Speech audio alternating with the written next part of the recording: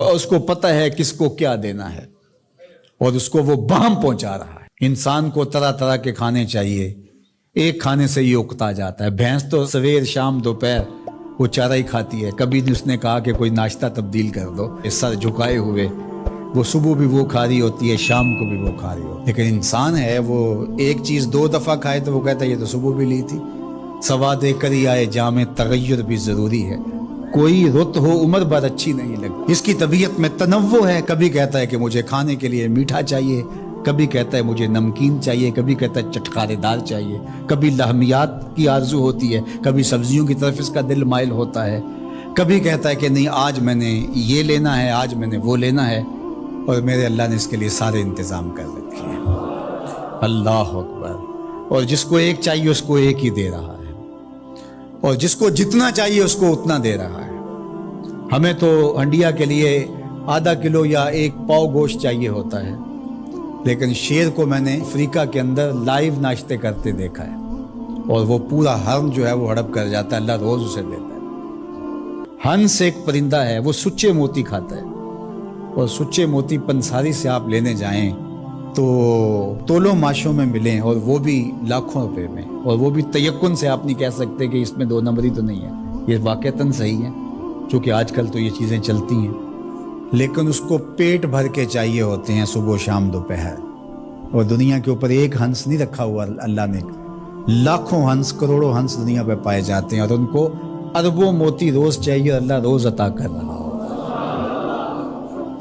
تو یہ ہے اس کی ربوبیت، جس کو جو چاہیے وہ عطا کر رہا ہوتا ہے۔ رب العالمین، تمام جہانوں کا پالنے والا ہے۔ رب کا معنی علماء نے یہ کیا ہے، حضرت عبداللہ ابن عباس فرماتے ہیں انہ مالک الدنیا وانہ مالک الاخرى، یہ دنیا کا بھی مالک ہے اور آخرت کا بھی مالک ہے۔ رب یہ صرف دنیا میں ہی نہیں، آخرت کے اندر بھی اس کے خانے کرم پہ لوگ پل رہے ہوں گے، اور دنیا میں بھی اس کے خانے کرم پہ لوگ پل رہے ہیں۔ اب عالم کیا ہے؟ ما سوی اللہ کو عالم کہتے ہیں۔ علماء نے اس پر بہت کچھ لکھا، لیکن حضرت وہب بن منبہ رضی اللہ تعالیٰ عنہ فرماتے ہیں کہ 18,000 عالم ہیں، ان میں سے ایک عالم یہ عالم دنیا ہے۔ بہت ساری چیزیں ہیں، ہماری انسان کی پہنچ ہی وہاں تک نہیں ہے۔ وما یعلم جنود ربک الا هو، اللہ کے لشکروں کو کون جانے؟ اللہ، وہی جانتا ہے اس نے کیا کیا پیدا کیا۔ انسانی مرغ عقل تھک کے گر جاتا ہے۔ اللہ اکبر۔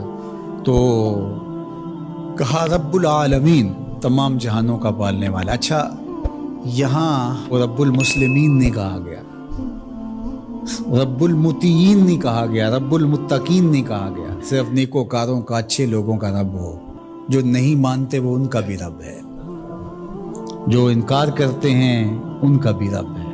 اللہ اکبر۔ یہ اس کی ربوبیت کی شان ہے کہ وہ اپنوں بیگانوں کو سب کو نواز رہا ہے۔ اور اگر آپ کی توجہ ہو تو یہاں ایک جملہ اور کہنا چاہوں گا، رب کا لفظ جو ہے وہ واحد ہے اور عالمین جمع ہے۔ رب العالمین، ایک رب اتنے جہانوں کو پال رہا ہے، ایک رب اتنے جہانوں کو پال رہا ہے۔ چلو اس سے آگے ایک اور بات کروں، رب واحد ہے اور عالمین جمع ہے، تو ایک رب کے کئی بندے ہو سکتے ہیں، ایک بندے کے کئی رب نہیں ہو سکتے۔ اس لیے رب کو واحد رکھا، عالمین کو جمع رکھا،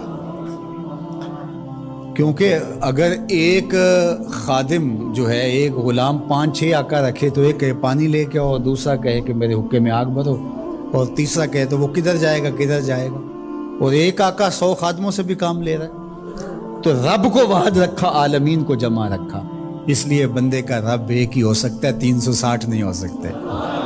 رب ایک ہی ہوگا، اور ایک رب کے ہی بندے جو ہیں وہ ہزاروں ہیں۔ وہ تمام جہانوں کو پال رہا ہے۔ کیوں پال رہا ہے؟ کوئی ضرورت ہے اسے؟ جو بھی ہے، باپ اولاد کو پالتا ہے تو اس کے ذہن کے کسی گوشے میں ہوتا ہے یہ بڑھاپے کا سہارا بنے۔ شاگردوں کو استاد پڑھا رہا ہوتا ہے، اس کے ذہن میں ہوتا ہے کہ کل یہ میرے کاز میں میرے ساتھ کھڑے ہو جائیں گے، میرے ساتھی ہوں گے۔ ملازموں کے ساتھ ان کا باس کھڑا ہوتا ہے تو ان سے کام لینا ہوتا ہے، غرض ہوتی ہے۔ تو اللہ اتنے جہانوں کو پال رہا ہے تو کیا غرض ہے؟ الرحمن الرحیم، محض رحمان ہے نا، اسے کوئی غرض نہیں، وہ رحمان ہے اور رحیم ہے، اور یوں ہی پال رہا ہے۔ جو نہیں مانتا اسے بھی پال رہا ہے، اور جو مان رہا ہے اسے بھی پال رہا ہے۔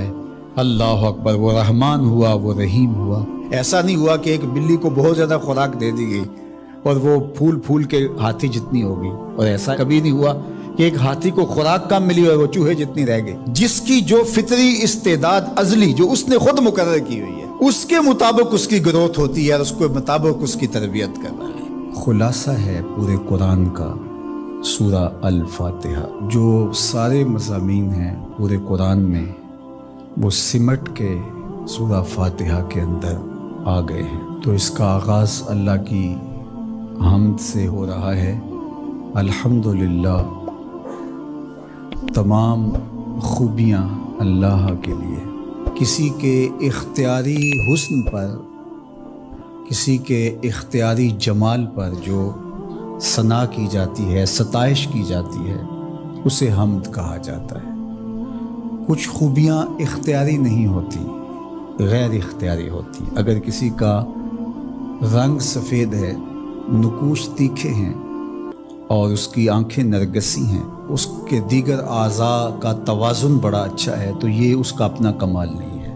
ایک شخص عالم ہے، اس نے پڑھا، محنت کی، آگے بڑھا، تو یہ اس نے محنت کر کے ایک چیز حاصل کی، تو اس کا وصف بیان کرنا اور اس پر ثنا کرنا یہ غیر اختیاری حسن نہیں ہے بلکہ اختیاری ہے۔ تو کمال وہ ہوتا ہے جو چیزیں اختیاری ہوں۔ تو اللہ جل شانہ کی حمد اس لیے کی جاتی ہے کہ اس کی چیزیں، اس کا حسن غیر اختیاری نہیں ہے، وہ اس کا اختیاری ہے۔ اللہ اکبر۔ تو کسی کے اختیاری حسن پر تعریف حمد کہلاتی ہے، اور اگر وہ نعمت کے مقابلے میں ہو تو وہ حمد شکر کہلاتی ہے، اور اگر نعمت کے مقابلے میں نہ ہو تو اس کو حمد کہا جاتا ہے۔ حضرت کعب احبار رضی اللہ تعالی عنہ فرماتے ہیں کہ الحمد کی تفسیر ثناء اللہ ہے، اللہ کی ثنا، اللہ کی تعریف۔